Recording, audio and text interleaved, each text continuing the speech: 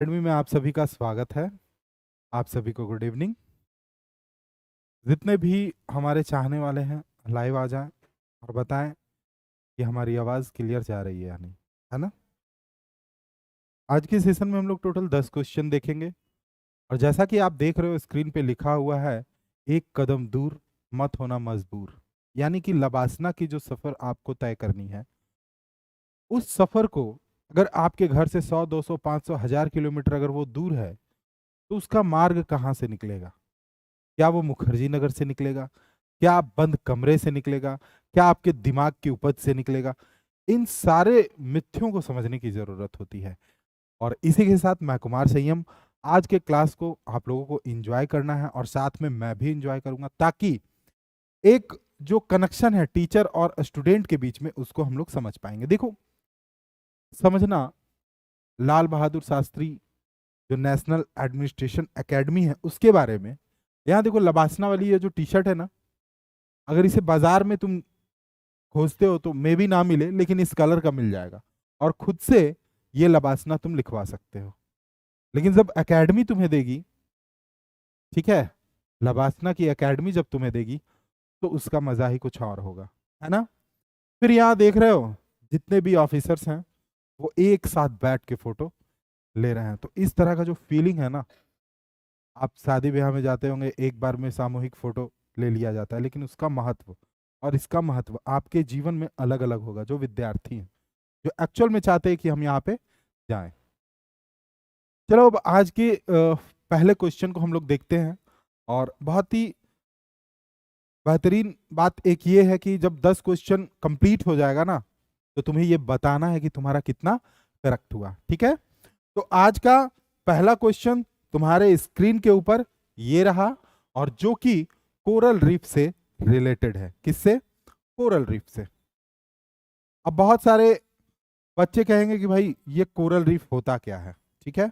यानी पहला क्वेश्चन जो मैंने लिया है, ठीक है, कोरल रीफ से रिलेटेड पहला क्वेश्चन जो मैंने लिया है, ये वास्तव में ज्योग्राफी का क्वेश्चन है, और कहो तो साइंस एंड टेक का क्वेश्चन है, और साइंस का भी क्वेश्चन है, बायोलॉजी का। यानी कि ज्योग्राफी के पार्ट में जब हम लोग इसे पढ़ेंगे, तो जब देखेंगे ज्योग्राफी में समुद्री संसाधन, क्या देखेंगे? समुद्री संसाधन। तो समुद्री संसाधन में हम लोग देखते हैं कि हम लोग को कोरल रीफ्स पढ़ना पड़ता है ना। अब ये जो कोरल रीफ है, मूंगा की चट्टाने जिसे हम लोग कहते हैं, वो एक्चुअल में है क्या? दरअसल समुद्र के जो छिछले जल होते हैं, ठीक है, वहां पर होता ये है, आप देखते होंगे किनारे पर, तटों पर बहुत सारे काई टाइप का जमा हुआ होता है, ठीक है। और उसे थोड़ा अगर हम लोग आगे बढ़ते हैं, तो हम लोग देखते हैं कि एक चट्टान टाइप का इस तरह का बना हुआ है, और उसमें गोल गोल क्या रहेगा? छेद रहेगा, है ना, छिद्र रहेगा। अब ये है क्या एक्चुअल में? यही है कोरल रीफ्स, ठीक है। अब ये जो कोरल रीफ्स है, इसको ऐसे समझना कि इससे जो जीव जंतु हैं वो निर्माण करते हैं। इस जो निर्मित होती है वो मूंगों के द्वारा निर्मित की जाती है। अब उसी से रिलेटेड यहाँ पे क्वेश्चन है। तो मैंने तुम्हें क्या बताया कि अगर मैं 10 प्रश्न पर डे तुम्हें बता रहा हूं, तो तुम्हें याद रखना है 365 दिन अगर तुमने क्लास कर लिया, या 100 दिन भी क्लास कर लिए तुम लोग, और पर डे 10 क्वेश्चन कराया जा रहा है, तो 1000 क्वेश्चन यानी 1000 टॉपिक तुम्हारी कंप्लीट हो जाएगी। और हमेशा याद रखना, पिछले क्लास से वो 10 टॉपिक जो होगा बिल्कुल अलग होगा जो अगला क्लास चलेगा। आज अगर 10 टॉपिक यहाँ पे हम डिस्कस कर रहे हैं, तो कल का जो क्लास लगेगा उसमें 10 टॉपिक बिल्कुल अलग होगा। कोरल रीफ के बारे में कहता है कि कोरल रीफ पानी के नीचे संरचनाएं हैं, बिल्कुल एक क्या है? स्ट्रक्चर है। भी मैंने बताया, जो कोरल द्वारा स्त्रावित कैल्शियम कार्बाइड से बनी होती है, बिल्कुल सही बात है। आप इस चीज को समझते हो। जैसे अगर शरीर का बात किया जाए, हमारे शरीर का, आपके शरीर का बात किया जाए, तो जो बोन होता है उसमें कैल्शियम और फास्फोरस की मात्रा होती है, ठीक है। तो ऐसे में जो मूंगा चट्टान है उसमें क्या पाया जाएगा? तो कैल्शियम कार्बाइड पाया जाएगा, ठीक है। फिर कहता है कि कोरल रीफ समुद्री जल में पाए जाने वाले छोटे जानवरों की कॉलोनियां हैं। मैंने अभी ये बताया ना कि छोटे छोटे जीव जंतु क्या करते हैं, उसमें निवास करते हैं। आज कोरल ब्लीचिंग एक बहुत बड़ा समस्या है। कोरल ब्लीचिंग का मतलब क्या है कि जो समुद्री शैवाल है, जो मूंगा का चट्टान है, वो समुद्री प्रदूषण के कारण क्या हो रहा है, बर्बाद हो रहा है। आपको पता है इसे समुद्र का वर्षावन भी कहते हैं। जो कोरल रीफ्स आप देखते हो उसे क्या कहा जाता है, समुद्र का वर्षावन। ऐसे में समुद्री संसाधनों में जो प्रदूषण हो रहा है उसके जो इंपैक्ट्स पड़ रहे हैं वो किस पे पड़ रहे हैं, समुद्र के वर्षावन में पड़ रहे हैं। जो एक इकोसिस्टम है, जो पारिस्थितिकी तंत्र जो समुद्र का बना हुआ है, वो क्या हो रहा है, खराब हो रहा है। तो इसलिए बहुत ज्यादा जरूरत है कि कोरल रीफ्स को प्रोटेक्शन दिया जाए। तो ये क्या है, एक तरह का कॉलोनी है, जैसे आप लोग पढ़ते होंगे, है ना, कि भाई वो हो गया आपका ऑफिसर्स कॉलोनी हो गया, या फिर बहुत आप अपने गांव और शहर में देखते होंगे अलग अलग टाइप का कस्बा जो है, टोला, वो बसा रहता है। कोरल रीफ्स गहरे समुद्र में महाद्वीपीय शेल्फ के पास पाए जाते हैं। ये बात मैंने अभी आपको बताया, ठीक है। अब यहां कहता है कि उपर्युक्त में से कितने सही है। ऑप्शन में 1, 2, 3, ठीक है। तो कोरल रीफ गहरे समुद्र के महाद्वीपीय शेल्फ के पास पाए जाते हैं। क्या ये बिल्कुल गहरे समुद्र में पाए जाते हैं? आप देखोगे ऑस्ट्रेलिया के तट में जो सबसे बड़ा ग्रेट बैरियर रीफ है, जो लगभग 1200 माइल लंबा है, क्या वो गहरे समुद्र में है? नहीं, वो तट के कुछ समीप ही आपको देखने को मिल जाएगा। तो यहां पे आंसर फर्स्ट का क्या हो जाएगा, आप लोग सारे लोग कमेंट करें, मैं देख रहा हूं। बिल्कुल फर्स्ट का सी, फर्स्ट का सी, सी बहुत ही मिला जुला आंसर आ रहा है। कितने सही हैं? केवल 1, केवल 2, सभी 3, या कोई भी नहीं? देखो डी तो होगा नहीं, सी भी नहीं होगा क्योंकि ये गलत हो गया। तो 1 और 2 क्या है, सत्य है, यानी आंसर क्या हो जाएगा, बी। किनका आंसर है, बी। और एक चीज यहां पे है, यहां लिखता है कैल्शियम कार्बाइड, जबकि यहां क्या होना चाहिए, कैल्शियम कार्बोनेट, ठीक है, कैल्शियम कार्बोनेट। अब देखना कि अगर कैल्शियम कार्बोनेट हम लोग यहां करते हैं, कार्बाइड को काट के कार्बोनेट यूज करते हैं, तो जाके आंसर क्या हो जाएगा, बी। लेकिन अगर हम लोग यहां पे कैल्शियम कार्बाइड ही रहने दिया जाए तो क्या हो जाएगा, केवल 1, यानी आंसर चेंज होके हो जाएगा। अगर इसके अकॉर्डिंग हम लोग चले जाएं, विचार करने के बाद कि कितने सही हैं, तो आंसर क्या हो जाएगा, ए, ठीक है, क्या हो जाएगा, ए हो जाएगा। सेकंड में आप देखो कि ये वाला तो सही है, लेकिन ये और ये क्या है, गलत है, जिसके कारण सही पूछा है तो केवल 1 सत्य हो जाएगा, ठीक है। कोई दिक्कत? सर कल से सीसेट का लेक्चर होगा, बिल्कुल। चलो अब हम लोग चलेंगे अगले प्रश्न की ओर। पहला क्वेश्चन तुम्हारा कंप्लीट हुआ। अगला प्रश्न पूछ रहा है मैंग्रोव के बारे में। देखो कभी कभी जब टॉपिक हम लोग उठाते हैं, ठीक है, तो जैसे कि मैंने तुम्हें बताया ज्योग्राफी का समुद्री संसाधन पढ़ रहे हैं, तो कोरल रीफ के बारे में हम लोग चले गए। अब ज्योग्राफी में ही एक, जैसे हम लोग पढ़ते हैं वन, जैसे हम लोग पढ़ते हैं भारत का वनावरण, क्या पढ़ते हैं, भारत का वनावरण, ठीक है। तो जब हम भारत का वनावरण पढ़ते हैं तो ऐसे में होता यह है कि यहाँ पे संपूर्ण भारत के जो वनस्पति जगत है उसके बारे में भी पढ़ लेते हैं कि कहाँ पे उष्णकटिबंधीय सदाबहार वन है, कहाँ पर जो है वो आपका उष्णकटिबंधीय सदाबहार, पर्णपाती, शुष्क, मैंग्रोव, पर्वतीय, मरुस्थलीय वन, ये सारा हम लोग पढ़ते हैं। इसी संदर्भ में हम लोग यहाँ पे देख रहे हैं मैंग्रोव वन के बारे में, ठीक है। कहते हैं कि मैंग्रोव वन के बारे में यहाँ पे आपको बताना है कि कौन सा सत्य है या कौन सा असत्य है, ठीक है। तो विचार करेंगे पहले। कहता है कि मैंग्रोव मुख्य रूप से दुनिया के उष्णकटिबंधीय और उपोष्णकटिबंधीय उत्तर ज्वारीय क्षेत्र में पाए जाते हैं, पहला कुछ यहाँ पे कथन है। फिर कहता है मैंग्रोव वन पृथ्वी पर सबसे अधिक उत्पादक और जैव विविध आर्द्र भूमियों में से एक है। ये खारे पानी की सहनशीलता के लिए बहुत कम क्षमता प्रदर्शित करते हैं। गुजरात में देश में सबसे अधिक मैंग्रोव आवरण है, इसके बाद पश्चिम बंगाल और अंडमान एंड निकोबार द्वीप समूह, कौन सा सही है? अगर मैंग्रोव वन आपको पता है, पूरे भारत में अगर हम बात करें तो वनावरण में 0.15% किसका हिस्सेदारी है? मैंग्रोव वन का। अब यहां पे चार कथन आपको दिया गया है, पूछ रहा है कौन सही है। अब जब तक आप कॉन्सेप्ट मैंग्रोव वन का सही तरीके से अगर आपके दिमाग में नहीं होगा, तब तक आप इसको आंसर नहीं कर पाएंगे। ठीक है, आपको भी पता है, जैसे हम लोग पढ़ते हैं सुंदरवन डेल्टा, क्या पढ़ते हैं? सुंदरवन डेल्टा। ठीक है, अब ये डेल्टा जो है गंगा और ब्रह्मपुत्र के संगम में पंजाकार एरिया में ये फैला हुआ है। अब मैंग्रोव वन का जो डेवलपमेंट है, जो विकास है, इसी क्षेत्र में हुआ है।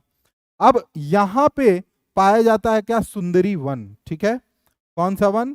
सुंदरी वन। ये एक तरह का मैंग्रोव ही वन है, जिसमें जो जल है वो पूरा क्या है? भरा हुआ है। ठीक है, जल जो है वो भरा हुआ है इस डेल्टाई क्षेत्र में, और जो वन की लकड़ियां हैं कुछ इस तरीके से फैली हुई हैं, मतलब तिरछा आड़ा है ना, इस तरीके से। बहुत ही मतलब खतरनाक भी लगता है वो देखने में। अगर रात में अगर आप वहां रुक जाते हैं तो समझिए कि आपको एक भय का अनुभव होगा। तो सेकंड नंबर क्वेश्चन का आंसर क्या हो जाएगा? ठीक है, और एक चीज याद रखो, यहां पे अगर हम लोग देखें ध्यान से, कहता है गुजरात में देश में सबसे अधिक मैंग्रोव आवरण है, तो ये तो गलत हो गया ना। आपको पता है मैंग्रोव वन जो है वो सबसे ज्यादा कहाँ है? वेस्ट बंगाल में है। कहाँ पे है? वेस्ट बंगाल में है। तो 4 नंबर तो खत्म हो गया, तो ये भी पहले नहीं होगा, डी। अब बचा ए बी सी। फिर कहता है ये खारे पानी की सहनशीलता के लिए बहुत कम क्षमता प्रदर्शित करते हैं, बिल्कुल गलत बात है। मैंग्रोव जो वन है, फॉरेस्ट है, वो वहीं उपजता है जहां खारा पानी होता है। ठीक है, और जहां पे ज्वारीय क्षमता होती है, तो ये भी गलत हो गया। तो क्या हो जाएगा? 1 और 2 सही है, यानी केवल 2। क्या हो जाएगा? बी आंसर हो जाएगा। सेकंड नंबर क्वेश्चन का आंसर कमेंट करोगे, आंसर क्या हो जाएगा?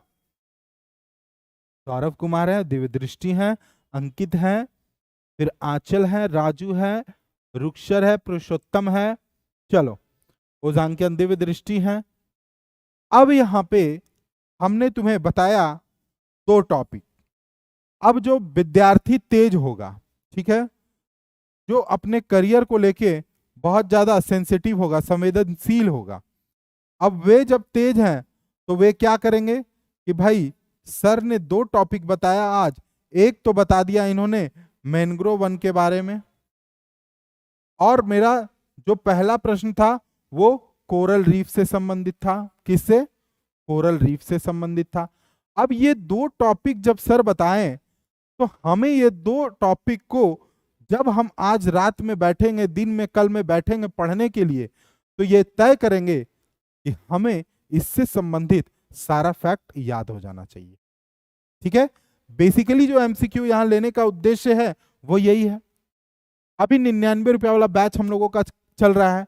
अगर तुम चाहते हो कि 99 रुपया वाला बैच हम खरीदें, डायरेक्ट बात करना चाहते हो, तो 8826998527 पे कॉल करो। इस नंबर पे कॉल करोगे तो सीधा तुम्हारी बात हमारी काउंसलर से हो जाएंगी। तुम्हें ये जो पीडीएफ है ये भी मिल जाएगा। बहुत बच्चे कहते हैं ना कि सर मुझे ये जो आप पढ़ा रहे हो ना, ये 10 क्वेश्चन का पीडीएफ दे दो। पीडीएफ तुम्हें फ्री में मिल जाएगा। तुम्हें इस नंबर पे कॉल करना है, अपना नाम बताना है कि मुझे ये पीडीएफ चाहिए। कोई कोर्स परचेज करना है 99 का, आप इस पे बताओ, आपको मिल जाएगा डिटेल। ठीक है, चलो इसका आंसर मैंने बता दिया, बी होगा।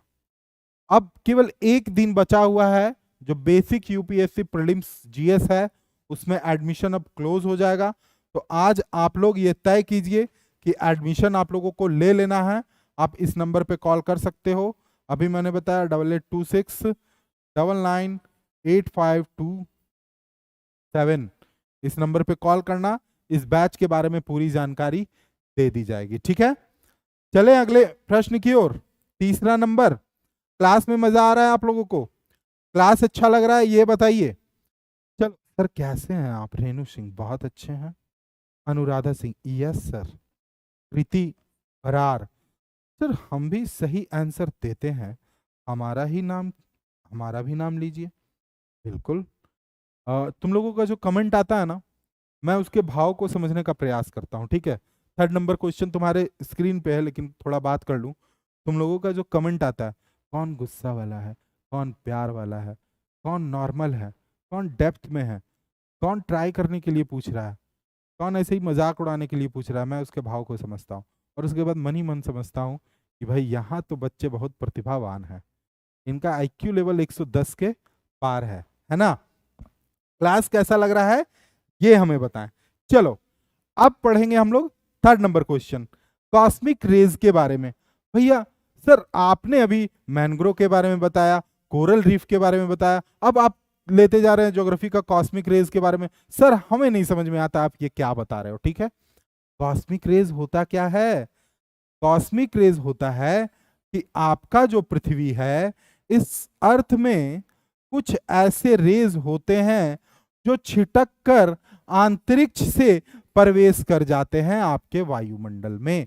यानी कि कॉस्मिक रेज जो है वो कहीं ना कहीं ये स्पष्ट करता है कि वैसा रेज जो ब्रह्मांड में तैर रहा है, ठीक है, जिसकी गति प्रकाश की गति के समान है, जो दिखाई नहीं दे रहा है, लेकिन वो क्या करता है कि पृथ्वी के बाहर के जो लेयर्स हैं उसमें क्या है, वो अपने गति में मोशन कर रहा है, और जब आपके वायुमंडल में प्रवेश करता है उसको हम लोग क्या कह देंगे, कॉस्मिक रेज कह देंगे, ठीक है।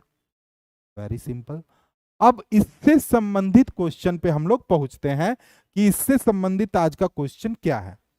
कहता है कॉस्मिक किरणों के संबंध में निम्नलिखित कथनों पर विचार करें। अब कोई ब्रिटेन का आदमी रहेगा तो उसका नाम कॉस्मिक हो सकता है, और कोई भारत की लड़की रहेगी तो उसका नाम किरण हो सकता है ना। तो अब इस पे हम लोग को करना है विचार।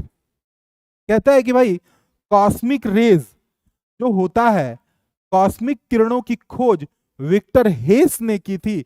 पता चल गया भाई कॉस्मिक रेज की खोज किसके द्वारा किया गया, जिसके लिए उन्हें वर्ष 1936 में भौतिकी में नोबेल प्राइज दिया गया। नोबेल प्राइज के बारे में पता है ना तुम्हें कि जो नोबेल प्राइज दिया जाता है, वो जो अल्फ्रेड नोबेल थे, वो उनका जो पैसा रखा हुआ है उसी का जो इंटरेस्ट बनता है वही अमाउंट दे दिया जाता है हर साल किसी ना किसी विजेता को, ठीक है।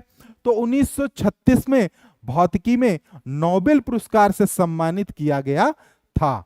वे विभिन्न स्रोतों जैसे सुपरनोवा, सक्रिय गैलेक्टिक नाभिक और अन्य ऊर्जावान ब्रह्मांडीय घटनाओं से उत्पन्न होते हैं। कॉस्मिक रेज कैसे उत्पन्न होते हैं उसके बारे में बता रहा है, ठीक है। फिर कहता है कि कॉस्मिक किरणें या एस्ट्रो पार्टिकल्स उच्च ऊर्जा वाले कण या कणों के समूह हैं जो लगभग प्रकाश की गति से अंतरिक्ष में घूमते रहते हैं। अभी मैंने तुम्हें क्या बताया था बाबू, जैसे ही कॉस्मिक रेज के बारे में मैंने स्टार्ट किया तो पहले आपको इन तीनों चीजों को क्या किया, क्लियर किया। अब जब आप क्वेश्चन पे आओगे तो देखोगे कि सर ने जो बताया वो बिल्कुल सही बताया। सर पहले ही बता चुके कि ये चीजें कॉस्मिक किरणें के संबंध में होती है। अब थर्ड नंबर जब कॉस्मिक किरण है तो अब मैं तुम लोगों को कहूंगा कि भाई जो भी रेज है, ठीक है, जो भी रेज हैं उनके विषय में डिटेल अध्ययन करके जरा हमें होमवर्क ही समझ लो और इसे मेरे नंबर पे व्हाट्सअप कर दो। होमवर्क समझो, ठीक है। अल्फा बीटा गामा रेज है ना, एक्स रेज, जितना तरह का रेज है, ठीक है, आप चुंबकीय या फिर गैर चुंबकीय, इन सब के बारे में हमें आप बताइए, तब मैं जानूंगा आप लोगों को। इसका आंसर क्या हो जाएगा, सभी तीन सत्य हैं, मैंने जैसा कि आप लोगों को बताया। थर्ड नंबर का आंसर कमेंट करो तुम लोग। थर्ड का बी कर रहे हो, नहीं देखो दिव्य दृष्टि का सही है। फिर कह रहे हैं, चलो अक्षय सिंह बोल रहे हैं हाय सर, आकांक्षा है ना, चलो आदित्य मौर्य उनको कह रहे हैं, बहुत बढ़िया। अब हम लोग देखेंगे यहाँ पे अगला प्रश्न जो कि 4 नंबर प्रश्न है, इसके विषय में हम लोग देखेंगे क्या बोलता है।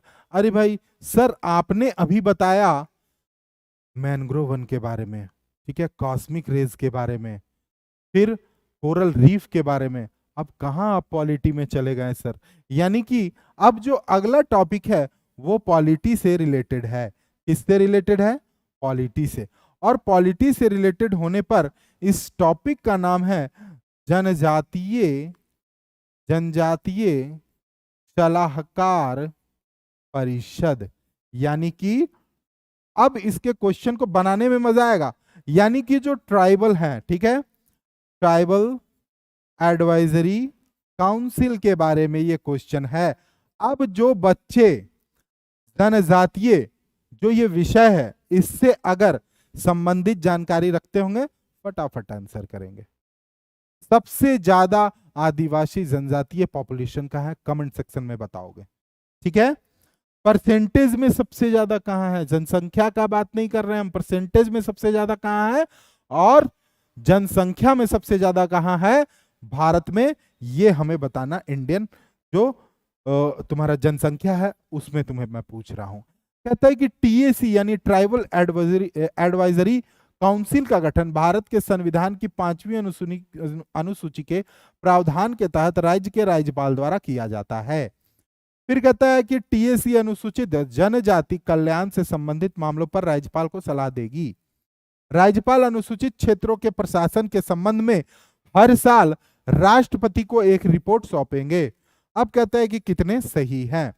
चौथा नंबर क्वेश्चन, ठीक है, तुम्हें पता है जनजातीय सलाहकार परिषद के जो अध्यक्ष होते हैं कौन होते हैं? कमेंट जरा करोगे। मैंने यहां 3-4 क्वेश्चन तुम लोगों से पूछा, अब ये 3-4 प्रश्न का आंसर दोगे। जो जनजातीय सलाहकार परिषद है उनके अध्यक्ष कौन होते हैं?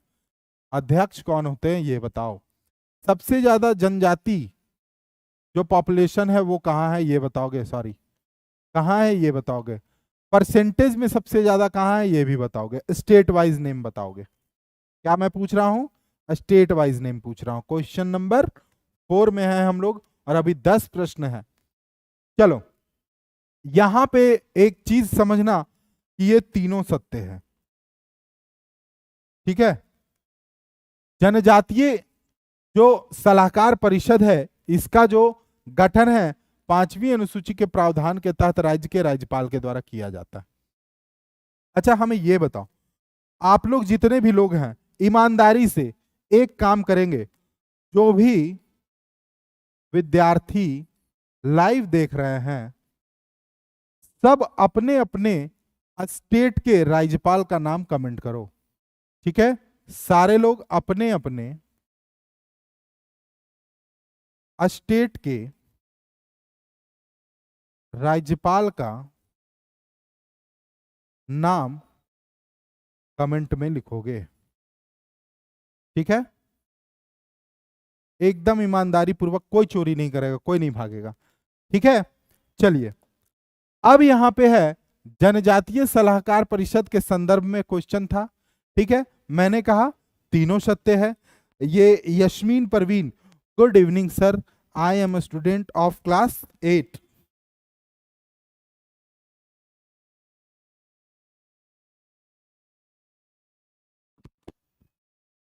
जनगणना के अनुसार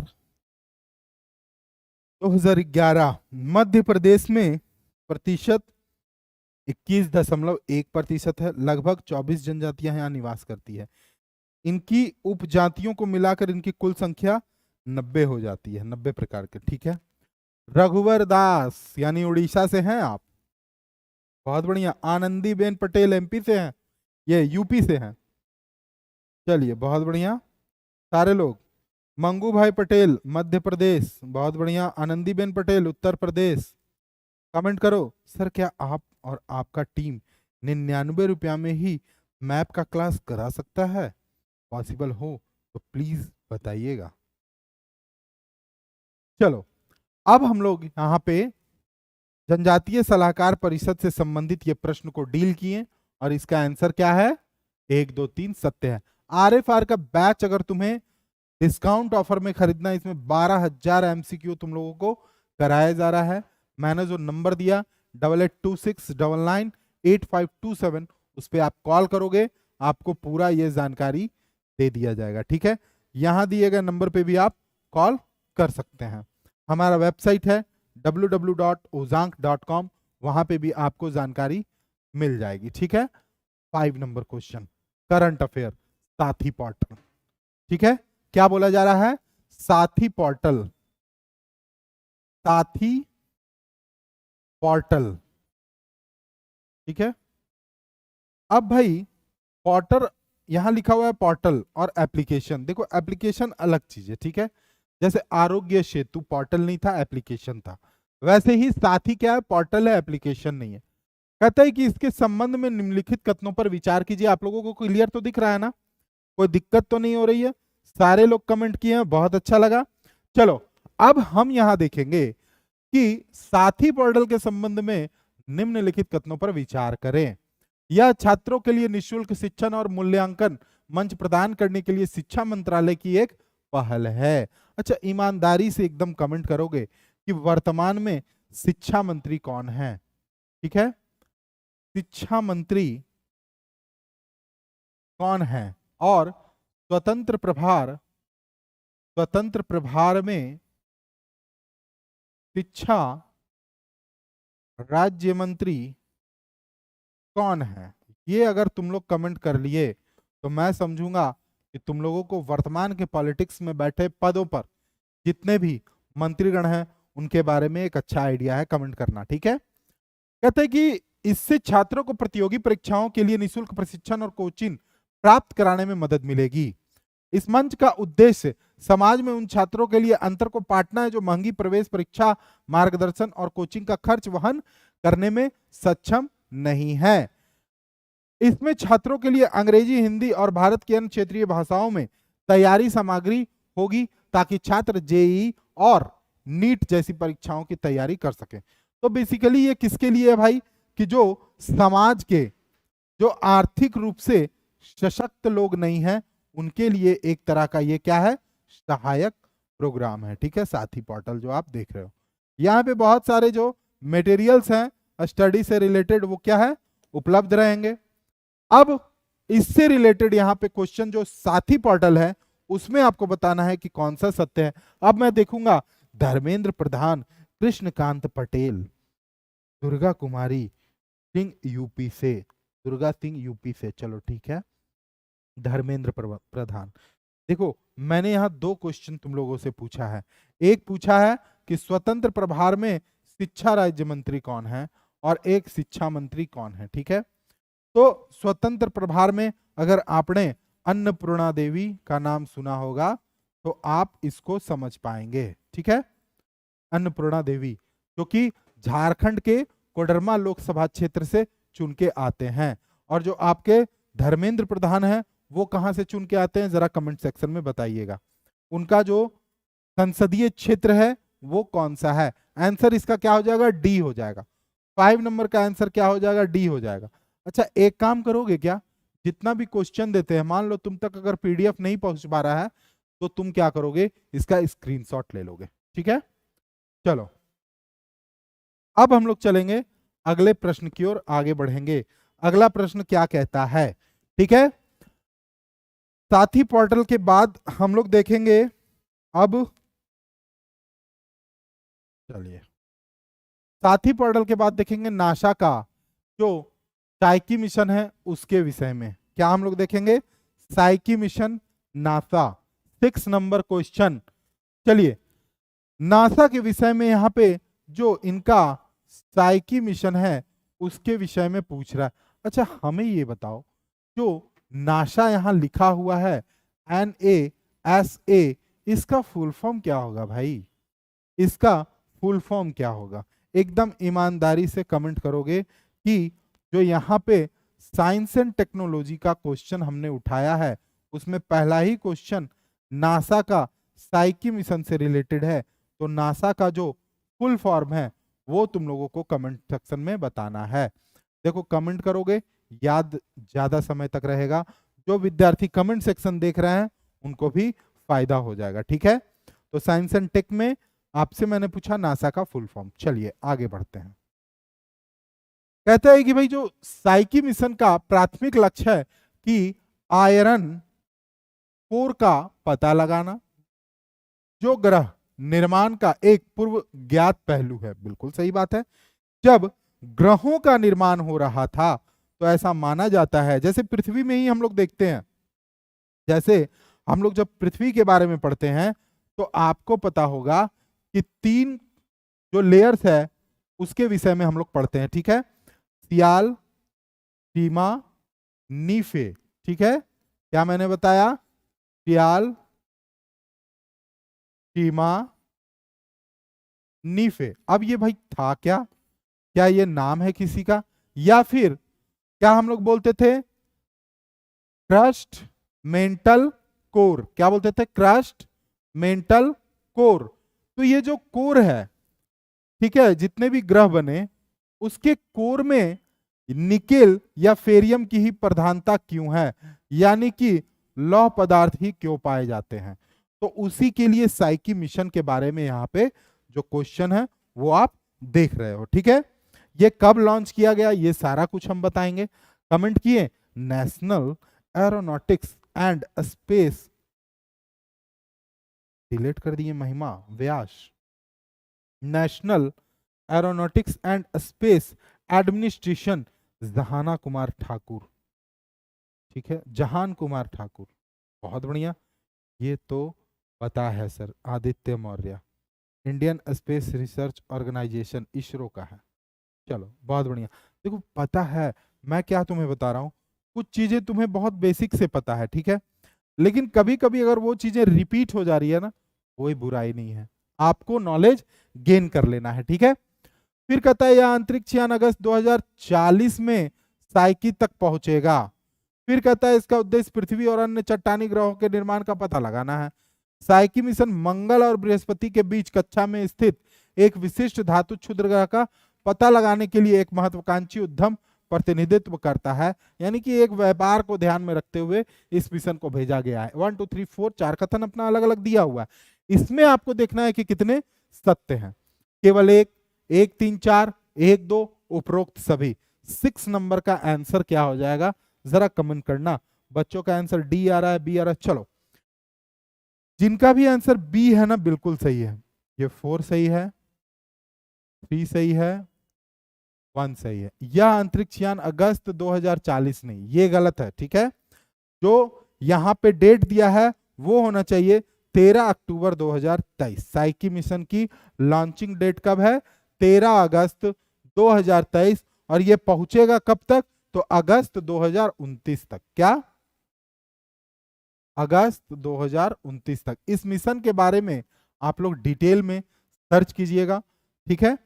आपको यहाँ पे जो भी जानकारी था वो दिया गया। इसमें जो सेकंड नंबर है वो गलत है, बाकी सब सही है। यानी कि साइकी मिशन का मेन उद्देश्य जो है वो ये है कि ग्रहों के कोर का पता लगाना। अब हम लोग साइंस का क्वेश्चन देखें, अभी साइंस एंड टेक का। अब हम लोग पहुंच गए साइंस के टॉपिक बायोलॉजी में। किसमें पहुंच गए? बायोलॉजी में। देखो साइंस का जो ये टॉपिक बायोलॉजी है उसमें हम लोग पढ़ते हैं सेल के बारे में। किसके बारे में? सेल के बारे में।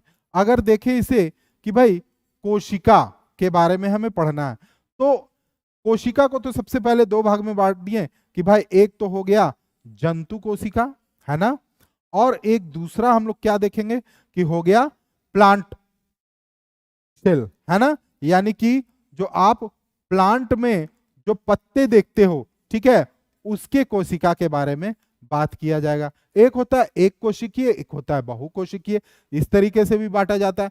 तो जंतु कोशिका में बेसिकली अगर हम जंतु कोशिका को उठाते हैं तो एक कोशिका के अंतर्गत कौन कौन सी चीजें विद्यमान रहेंगी उनके बारे में आपको समझ विकसित कर लेना है, ठीक है। यानी कि सिंपली अगर हम देखें, हाँ सिंपली अगर देखा जाए सेल के 3D मॉडल को हम कटिंग करके यहां पे बता रहे हैं, ठीक है। ये देखिए अब समझ में आ गया होगा आप लोगों को। तो सेल का जब आप 3D मॉडल देख रहे हो यहाँ पे, तो ये वाला जो एरिया है ना, जो येलो कलर से मैं दिखा रहा हूं, इसको हम लोग क्या बोल देते हैं? केंद्रक बोल देते हैं।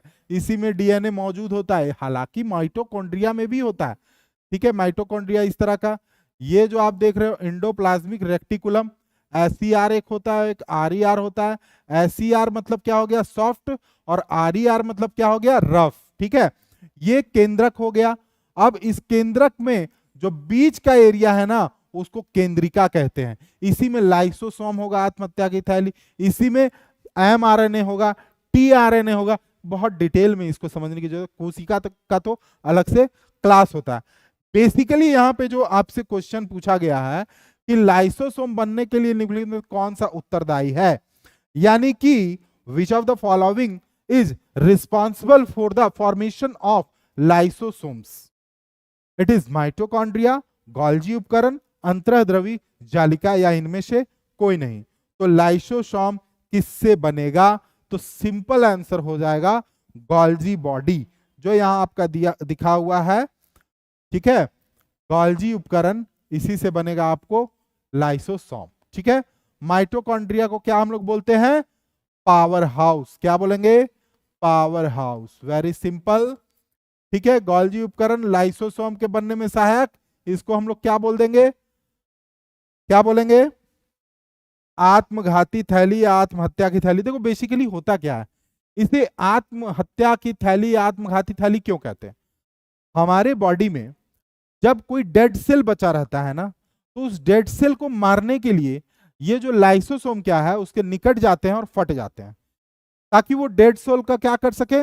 उपभोग कर सके, उसे खा सके। तो इसीलिए इसे आत्महत्या की थैली कहा जाता है, जबकि ये जीवन दान देने का काम करते हैं, ठीक है। अंतःद्रवी जालिका क्या है भाई?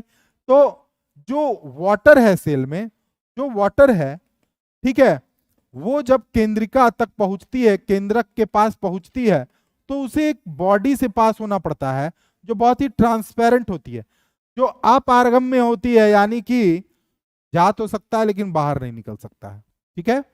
तो अंदर तो हम चले गए लेकिन बाहर नहीं आए, ये इसका काम हो जाता है। 7 नंबर क्वेश्चन हम लोगों ने देखा, वेरी सिंपल। अच्छा समझ में आया ना? आप कौन सी क्लास में हो या ग्रेजुएशन कर रहे हो? मैंने तो ग्रेजुएशन कर लिया है कंचन, मैंने पीजी भी कंप्लीट कर लिया, मैं अभी पीएचडी कर रहा हूं, है ना।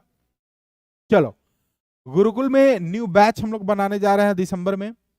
आप चाहते हो गुरुकुल ज्वाइन करना, देन कॉल 8750711100, है ना। डायरेक्ट 1-to-1 काउंसलिंग होगी उजांग सर के साथ, ठीक है। If you want to talk with Uzang sir, then call 8750711100, okay. हमारा वेबसाइट है www.uzang.com, वहां बहुत सारी चीजें फ्री में पड़ी हुई है, टेस्ट वगैरह, आप उसे भी वहां पे एंजॉय कर सकते हो, ठीक है। चलो अब हम लोग चलेंगे अगले प्रश्न की ओर।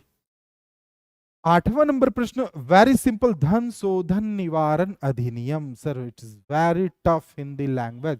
Consider the following statement regarding prevention of money laundering act, okay.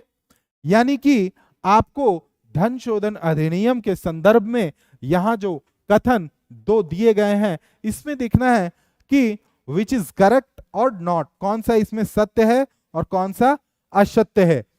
यह अधिनियम सरकारी अधिकारियों को अवैध स्रोतों और मनी लॉन्ड्रिंग के माध्यम से अर्जित संपत्ति और संपत्तियों को जब्त करने में सक्षम बनाता है। 1 number, the act enable government officers to confiscate wealth and or assets acquired through illicit sources and money laundering। फिर कहता है PMLI, यानी कि यही धन शोधन निवारण अधिनियम के तहत सबूत का भार अभियुक्त पर होता है, जिसे यह साबित करना होता है कि संदिग्ध संपत्ति अपराध की आय के माध्यम से प्राप्त नहीं की गई है या की गई है।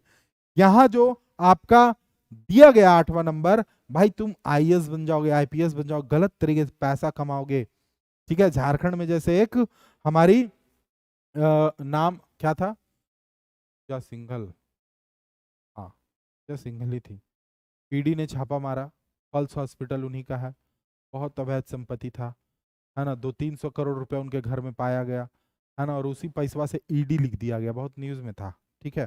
बेसिकली हम झारखंड से हैं इसलिए आपको ये चीजें बता रहे हैं। बेसिकली है तो हम लोग बिहार से, लेकिन झारखंड में पिछले 10 साल से मैं रह रहा हूं इसलिए। तो आंसर इसका क्या हो जाएगा? सी हो जाएगा। देखो अब बोलोगे सर इस तरह का प्रश्न क्यों पूछ लिए? पूछता है यूपीएससी, यूपीएससी ना इस तरह का क्वेश्चन पूछता है, इसलिए मैंने यहाँ पे रखा तुम लोगों के पास, ठीक है। चलो यदि वास्तविक बेरोजगारी दर बेरोजगारी की प्राकृतिक दर से कम है तो यह उपेक्षा की जाएगी कि महंगाई की दर में वृद्धि होगी, मजदूरी में कमी होगी। ठीक है, बेरोजगारी की प्राकृतिक दर में कमी होगी, उपरोक्त में से एक से अधिक, उपयुक्त में से कोई नहीं, है ना। This question is related to BPSC question, है ना, बीपीएससी के एग्जाम में ये पूछा गया। वास्तविक बेरोजगारी दर क्या है, प्राकृतिक बेरोजगारी दर क्या है। ठीक है, मान लो वास्तविक बेरोजगारी दर है 5%, इट इज ए रियल बेरोजगारी दर। ठीक है, अनएम्प्लॉयमेंट रेट रियल 5%, और जो बेरोजगारी दर प्राकृतिक है, ठीक है, वो है 8% नेचुरल। और वर्तमान में कितना चल रहा है बेरोजगारी दर, 5% मान लेते हैं, तो क्या होगा वही ये पूछ रहा है। नेचुरली 8% मान लो कि मानक है, और 5% जो है वर्तमान में है वास्तविक, तो क्या होगा, तो माना जाएगा कि महंगाई की दर में वृद्धि है, तभी तो बेरोजगारी है। तो क्या माना जाएगा, महंगाई की दर में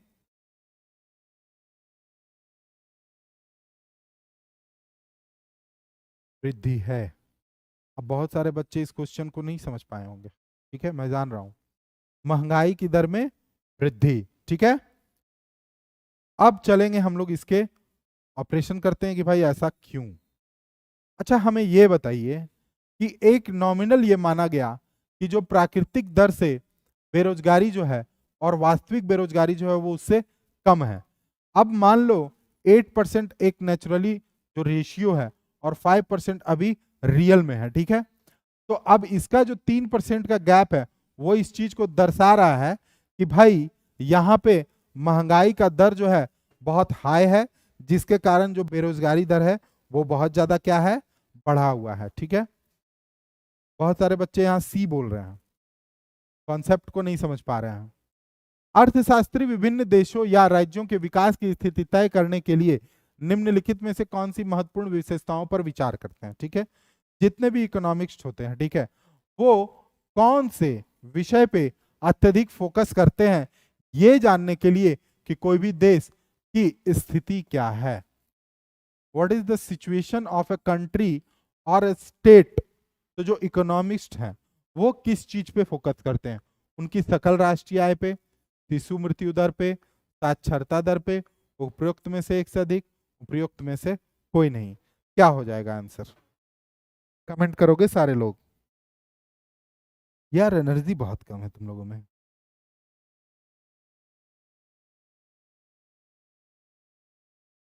कमेंट नहीं कर रहे हो तुम लोग यार, बहुत स्लो कमेंट कर रहे हो।